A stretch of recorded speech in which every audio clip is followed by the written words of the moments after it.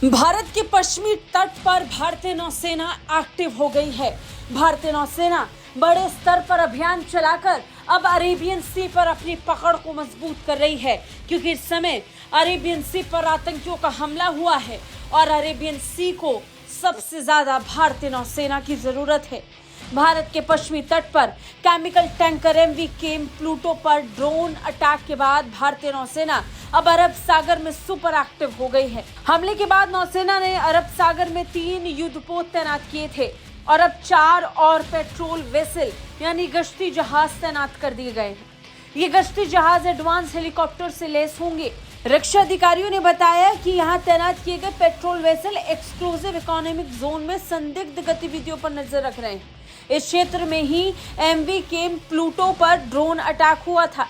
संदिग्ध गतिविधि नजर आने पर मदद के लिए नौसेना ने तटरक्षक बल के ड्रोनियर समुद्री निगरानी विमानों की उड़ानों को 50% तक बढ़ा दिया है। दरअसल अरब सागर में एक व्यापारिक जहाज पर ड्रोन से हमला हुआ था। इसके बाद भारतीय तटरक्षक बल को मेडे कॉल आई और जिम्मा भारतीय नौसेना ने संभाल लिया। भारतीय तटरक्षक बल ने विशेष आर्थिक क्षेत्र में अपनी उपस्थिति बढ़ा दी है। क्षेत्र में गश्ती जहाज और ड्रोनियर विमानों की उड़ानों में 50% की वृद्धि हुई है।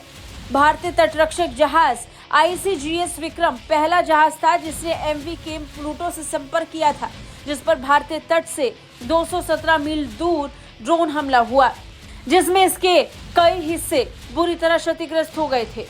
मीडिया रिपोर्ट्स में भारतीय तटरक्षक बलों ने बताया कि हमने अपने गश्ती जहाजों की उपस्थिति बढ़ा दी है, जो कि 4 ALH ध्रुव हेलीकॉप्टर से लैस हैं, जो भारतीय या किसी अन्य राष्ट्रीयता वाले व्यापारिक जहाज के खिलाफ किसी भी संदिग्ध गतिविधि की जांच करने के लिए निगरानी कर रहे हैं। भारतीय तटरक्षक बल ने क्षेत्र में परिचालन करने वाले व्यापारिक जहाजों को सुरक्षा प्रदान करने और आत्मविश्वास पैदा करने के लिए समुद्री निगरानी विमान उड़ानों में भी बढ़ोतरी की है। जब ड्रोन हमले ने व्यापारिक जहाज एमवी केम प्लूटो पर हमला किया तो ICGS विक्रम का दल नुकसान का आकलन करने और ड्रोन हमले के कारण हुए विनाश को देखने के लिए जहाज पर चढ़ने वाला पहला दल था। ब्यूरो रिपोर्ट, भारत तक।